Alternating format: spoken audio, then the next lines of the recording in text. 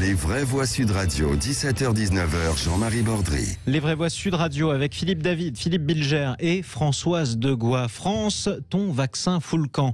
Pasteur est en retard avec son vaccin, l'Institut Pasteur. Sanofi, le géant de Big Pharma français tricolore, est en retard avec son propre vaccin. Nous aurions pu avoir un premier vaccin made in France, made in Nantes, développé par une société franco-autrichienne, justement, qui est basée Valneva dans les Pays de la Loire. Malheureusement, ce sont les Britanniques qui l'ont financé, ce sont les Britanniques qui l'auront probablement en premier, ce sont même eux qui vont le produire. Bonsoir à vous, Christelle Morancé.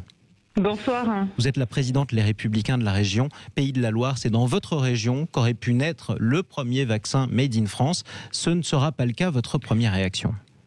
Écoutez, c'est pas pour faire une polémique parce que la situation est suffisamment grave et pendant cette crise sanitaire, moi je le dis depuis le début avec beaucoup de force, la réponse à cette crise elle est collective, mais c'est plutôt un cri du cœur et quel gâchis, quel gâchis de voir partir cette belle pépite ailleurs que dans notre territoire. En tant que présidente de la région des Pays de la Loire, forcément, c'est une grosse déception. Et quand on entend les propos du président de la République de dire qu'on est en guerre, et bien quand on est en guerre, on prépare une armée. Et on avait une occasion rêvée, et malheureusement, elle part en dehors de nos frontières. Elles seront même produites en Écosse. 60 millions de doses de ce candidat vaccin qui seront produites en Écosse et distribuées évidemment en priorité pour les Britanniques. Un véritable échec qui a raté son coup. Christelle Morancé, est-ce l'État qui aurait dû financer cette entreprise? Qui aurait dû l'aider? On voit bien la différence entre le Royaume-Uni et la France, et avec ce système aussi européen. C'est tout notre système bureaucratique qui étouffe les talents de se développer en France. Et là, on le voit bien, ils ont déroulé le tapis rouge pour cette entreprise. Ils ont facilité les accès, l'installation à cette entreprise, et ce qu'on ne fait pas suffisamment en France. Et là, je pense que c'est peut-être aussi l'occasion de saisir cette crise comme une opportunité et d'être plus flexible, plus réactif et surtout faire preuve de simplification. Françoise Degois.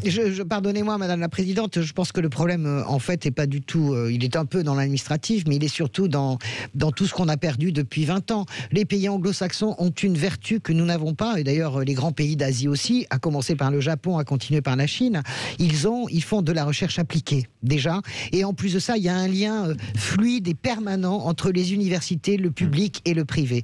Il s'avère que là, il n'y a pas eu, je pense que Valneva a été chercher des investisseurs privés français, ces investisseurs, il y a tellement de firmes de vaccins, pardonnez-moi, je me mélange tout entre Astra, Novavax, bref. Valneva a essayé, elle n'a pas trouvé en France. C'est ça, c'est-à-dire qu'il y a peut-être l'État, mais là je pense que c'est véritablement notre culture française, la déshérence de notre recherche, la déshérence, nous sommes très bons en recherche fondamentale, les Français on est extraordinaires, mais en recherche appliquée, nous ne le sommes pas, il n'y a quasiment aucun lien entre l'université et le privé, et on arrive à des crashs comme ça, parce qu'il y a celui-là, mais celui-là, c'est le crash de Sanofi, si vous voulez. On va en parler dans quelques instants. Tout ce crash est résumé vraiment par les vaccins. Et on a vraiment perdu, vraiment profondément.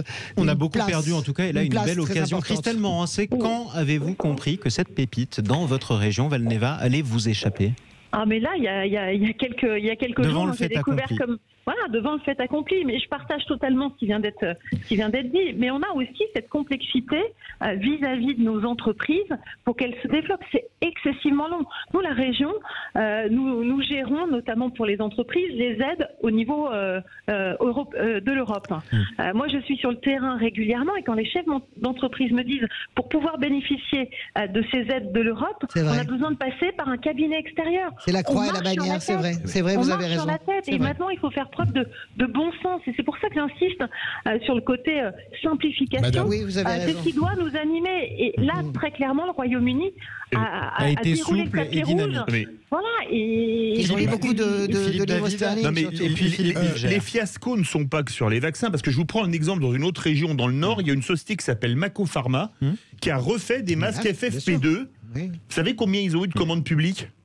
0 €. Oui, ils vendent ont vers le relancé privé. la production à Tourcoing de masques.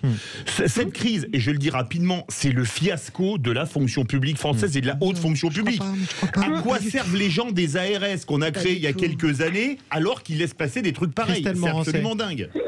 Moi, je partage également. Vous partagez aussi? Je partage également. Moi, dans la région des Pays de la Loire, on a l'entreprise Colmy qui a été réquisitionnée au mois de mars et au mois d'avril pour la fabrication de masques. Et il me disait lors d'une visite en juillet, parce qu'il a créé une deuxième usine, que là aujourd'hui, il n'est même pas prioritaire dans l'acquisition des masques. Donc on voit bien, il y a tout un système, mais qui date pas d'aujourd'hui. Ça fait 20 ans, 30 ans que c'est la même chose.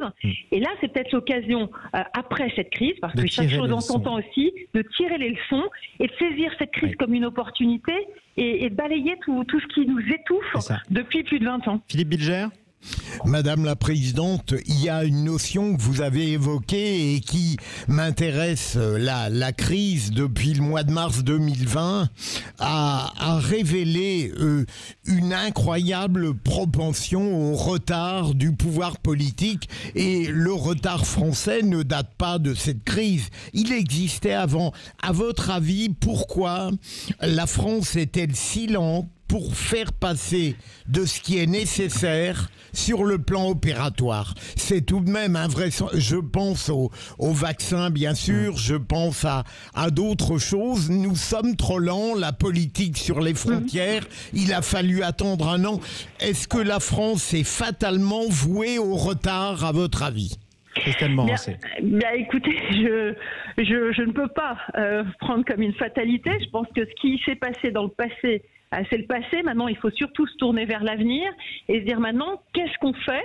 Il faut avoir aussi un peu de courage. Je pense qu'il faut aussi du courage politique et d'arrêter d'avoir peur, de trembler ou d'être étouffé par toutes ces normes. Enfin, ça fait longtemps qu'on en parle des normes. Et peut-être faire confiance aussi aux acteurs privés. Et puis surtout, encore une fois, flexibilité, réactivité, simplification. Ça, c'est ce qui doit nous animer au quotidien, vraiment. Souplesse, dynamisme et agilité. Merci à vous, Christelle Morançais, d'être intervenue dans Les Vraies Voix sur Sud Radio. Présidente, je le rappelle, les Républicains de la région Pays de la Loire. On va en parler de ce fiasco français parce que, effectivement, cette pépite qui nous échappe en Grande-Bretagne et qui est partie de Nantes, c'est pas la seule. Pourquoi l'Institut Pasteur a raté son premier vaccin? Alors l'espoir n'est pas perdu, ils vont finir par y arriver, ils ne relâchent pas leurs efforts. Pourquoi Sanofi est en retard? Est-ce qu'on aurait pu éviter ce fiasco des vaccins made in France? Vous votez sur le Twitter de Sud Radio, vous répondez pour l'instant oui à 72% d'entre vous. On en parle dans un instant avec vous, vous nous appelez 0826 300 300.